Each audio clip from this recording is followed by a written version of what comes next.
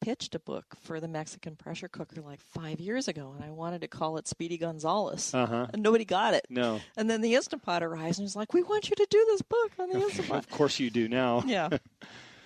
It's amazing what that's done for kitchens around the country. I mean, who would have thought, right? It's a pressure cooker, but I've had a lot of people ask me about using mine because I post up a lot of pictures. There's a couple chefs I follow, but the recipes are very easy. As they say, you can do it all in one pot, from sauteing and all that stuff. And then when the guests come, it's clean. Everything's clean, and here's your meal. Yeah. I have 2 on my counter. And I honestly, I use them all the time. And when I was doing the slow cooker book, I had 6 slow cookers. Oh, right? wow. This is how long it takes to do a recipe. Yeah. Now, and I used it last night. I threw the potatoes in and did the potatoes in the Instant Pot. Well, without giving away the book, is there any 1 or 2 recipes we can look forward to trying in that book? Oh, gosh. There's so many good ones. Well, the chili verde is amazing. I love pork chili verde. And in any of the estafados, like the stews, are great. And you can make the salsa like right in the insert. Pick it up, throw the meat in, turn it on, go whistle in a corner or do whatever for 30 minutes, and it's dinner. Yeah. It's beans. And the beans, beans in less than an hour. So love it. Yeah, it's got my charo beans from Solita. If you love my charo beans from Solita, that recipe's in there. So well, there's not too many things we don't like that you put out, so thank you for that. I look forward to that book coming out. So we kind of dropped off just before we got into the nature of the restaurant and your partners there. Can you tell us about the restaurant? By the way, this show airs in 10 countries now, so we want to attract those people down in Australia to come this way. So please share the story. Yeah, we do. Well, the restaurant, we have 6 now. We have 4 Sols, and we have 2 Solitas, and the Sols are, the first one is in Newport Beach, which is kind of like, as we call it, it's the heart of Sol. We're right on Balboa Marina.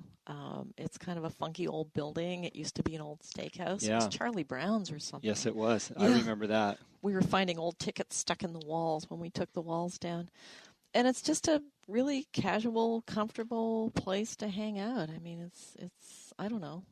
I don't know how to describe it. It's not like a Skulls and Shots place. There's no pictures of Frida. There's no, no skulls hanging on the walls. There's no serapes. There's no sombreros. I mean, that's the thing about Mexican, especially when we started doing it 10 years ago.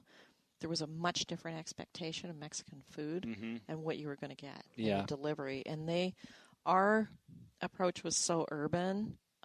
Like we have modern art in there, and it could be in Mexico. Any of our stores could be in Mexico because they reflect a real aesthetic. And if you want to come in and get a combo platter, which I call the death hubcap of sludge, the brown beans, the cheese, the red sauce, the lumps with the stuff on top of them, the little flag and the sour cream. Not going to happen. Us. No one. Thank goodness. They looked at my food and they're like, "This isn't Mexican food," and I'm like, "No, I'm sorry. This is Mexican food. What I'm serving. Yeah. What you've had is like the Mexican equivalent of spaghetti and meatballs." A lot of people don't understand that. No, it's weird, and they expect it to be cheap, which I think is kind of racist. Yeah. Why should it be cheap? Yeah. Just because it's a taco, it doesn't mean I have tacos that have 5 handmade fresh salsas on them. They take longer to put together than a $100 steak dinner. And, so anyway, that's another. No, but I digress. The thing is that you're doing a service for, because there's other restaurants of similar quality as yours where there is a price demand because of the quality of the products that you use. Fresh tortillas, salsas, high-end produce, high-end meat, and the expectation is, like you said, it should be cheap. Well, that's not the case at all. You're not going to get a better meal. Yeah, and you're not my customer. Yeah, so, sorry. One of the things that I love about your restaurant, as you mentioned when you walk in, there's not all these things that you would traditionally think you would see, but I love that there's an open kitchen. It's just all there, and that's what we see in Baja, right? Yep. Was the kitchen like that before? I don't remember. It was late when I went to Charlie Brown's. Yeah, it wasn't. It was an Italian restaurant in between called Mama Gina's, and they drove that hard and put it away wet. Yeah. There wasn't much left of it when we got it. No, the kitchen was walled off, and I really battled to have an open kitchen because, I'm a chef, and I like to watch people cook. I think everybody likes to watch a kitchen. The designer wanted to put up panels with photographs. I'm like, no. You know, they're going to walk in. There's my guys working. Maybe there's a towel thrown here. Maybe you can hear them yelling in Spanish. Awesome. Yeah. That's the way we're going. Yeah. We don't want to hide what we do. And I also want my cooks, all of whom are Mexican, to look out and know who they're cooking for and be proud of what they do and what they're putting out. They're very proud of what they do. As they should be. Yeah. So, yeah, the open kitchen's always a battle. I love taquerias where, you know, the guy's just like, there he is. Right there. It's all right there. It's talk about transparency. Yeah. But you can see them handling it. You can see how long the food's been sitting around. Everything about it. I never get sick eating in Mexico. Yeah, nor do I. Yeah, because A, it's a bad idea to kill your customers. B, the fact that they don't have good refrigeration means everything's fresh. Mm-hmm. You get fresh stuff, you cook, you serve it. When it's out, you close. Yep. And then you start again the next day. You don't hold things for days and days. So I feel very confident eating anywhere down there. Yeah, I'm glad you brought that up because I do as well. The only place I've been sick from surfing runoff water, and I knew I shouldn't have been in the water that day either, but the surf was so good I had to go out. But, you know, so my fault. You know, the reason why I ask you about the kitchen is because you have been around since 2009. There's a lot of open kitchens now. Mm-hmm. But then there wasn't a lot of open kitchens because they wanted to have those aesthetics or they wanted to hide what they were doing, et cetera. So, I don't want to go as far as revolutionary, but I do appreciate that you were willing to do that when a lot of people weren't at the time, and you incorporated that into the look and feel of the restaurant as a whole. Mm-hmm. You know, ideally, my idea was to have the kitchen as being an extension of the bar. Mm-hmm. If you've ever been to Spain and you go into the tapas places, the guy that's pouring your wine and giving you your beer, he's doing your cooking, too. You know, I love the idea that you could have food being made right next to drinks being made. And we sort of promote that menu-wise in the restaurant anyway, because Colin, who I hope you'll have a chance to interview, he does so much with fresh produce, and he really thinks like a chef about the bar program. I just think it's all just part of the experience. I like food. Yeah. Being very casual. So speaking of the food, is there a few signature dishes at your restaurant that you're known for? I know they're all great. I've tried a lot of them. And sorry, we're over complimenting you today, but it is how we feel about the place. Bring it. But is there a few signature dishes if somebody were to come in there for the first time that you'd really want them to try because that is the essence of what you're trying to do? I think number one would be the Vampiro taco, which is, I call it the franchise, and any other Vampiros you see, except for the one in Tijuana, are lies. So the first Vampiro came from Las Lahumadoras in Tijuana, and I just love the name. And all it was just a corn tortilla with cheese melted on it and some carne asada on it. I'm like, I got to do something with that name. Yeah. So you know me a little bit now, and I'm kind of like, I'm going to play with this. It's the iron law of escalation. There's always one more thing. So I stack 2 tortillas, put serrano chilies and green onions in between. You toast it, and then you put guacamole, and then you put carne asada, and then you put pico de gallo, and then you put cotija cheese, and then you put green onions, and then you roll the whole thing up and try and eat it. And it's the best taco. It's so much fun. So people say, why is it a Vampiro? I go, well, it's got a stake through its heart. And it's the taco that bites you back. Okay. So I like it. It's another thing that I think is particularly unique to us is the hot and raw ceviche, which is like a tropical fruit ceviche with habaneros in it. So it's sweet, but it's really hot. Yeah. And we make all our ceviches, I call it South American style. We don't pre-marinate the fish. So when you order your ceviche, he cuts a lime and he squeezes the lime on the fish. So it comes to your table, it's almost raw. And you can see the opaque starting to work around the edges of the fish. But the flavor profile is really fun. There's a lot going on when you eat it. And we do homemade beet and sweet potato chips with it. Oh, wow. So Mexicans eat a lot of beets and they eat a lot of sweet potatoes. So throw it out there. Yeah, it's out there. Gosh, there's so many things that I'm threatened, every time I try and take something off. We do the guacamole with the goat cheese, which is, again, very typical in Mexico, but it was really unusual when we did it. Yeah. We just didn't doll things up.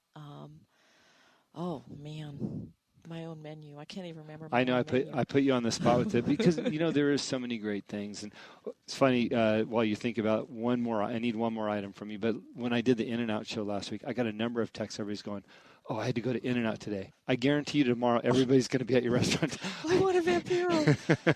Oh, gosh. I think the other thing would be maybe something like the Kobe steak that we do, which is American Wagyu. But it's, just marinated with a little bit of garlic and soy sauce is the classic carne asada marinade.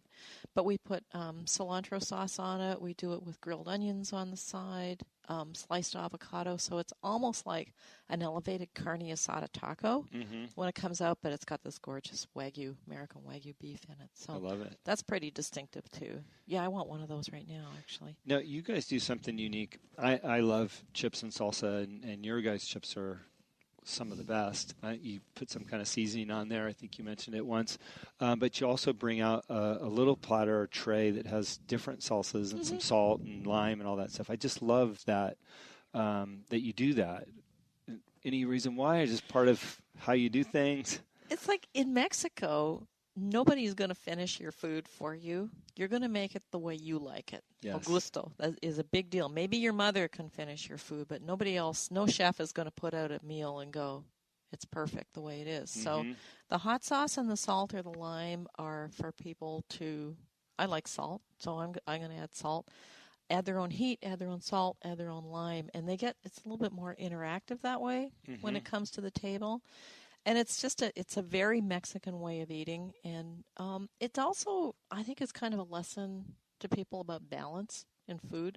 Because Mexican food especially has to be balanced. You've got to have spice, you've got to have sweet, you've got to have crunch, you've got to have salt.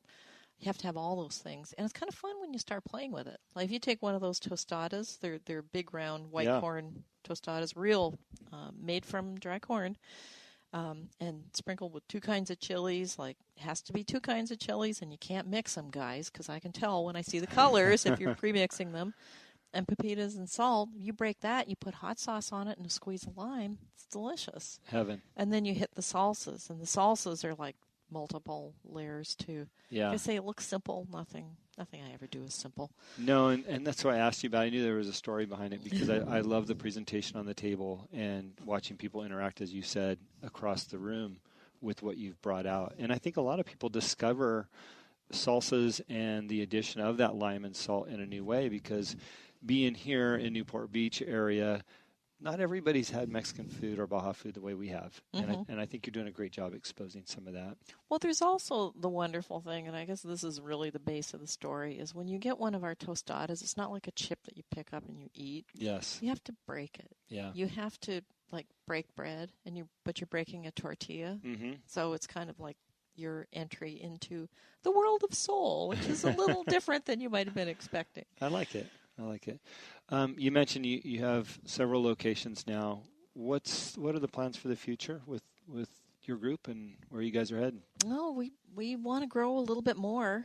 My partners are quite a bit younger than I am, so they probably have a lot more years in them. But I think we're a California brand. I'd like to grow more in California. It's a challenging restaurant market, everyone says, but boy, what a rewarding place to do business, and it's our home. You know? So we'll grow a little bit more.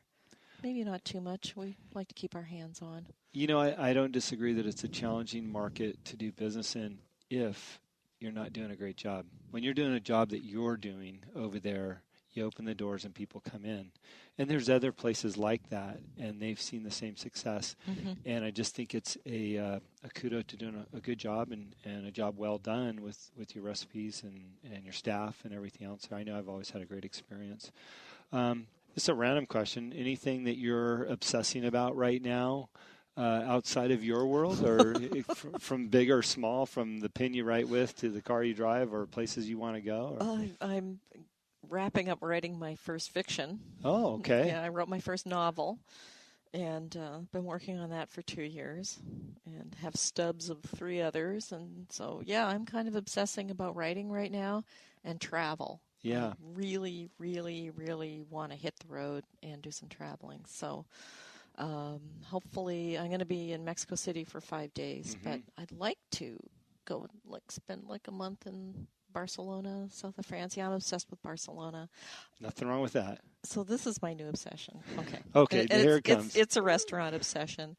It comes back to that cook standing behind the counter, talking to the person sitting there, and then cooking for them. Mm-hmm.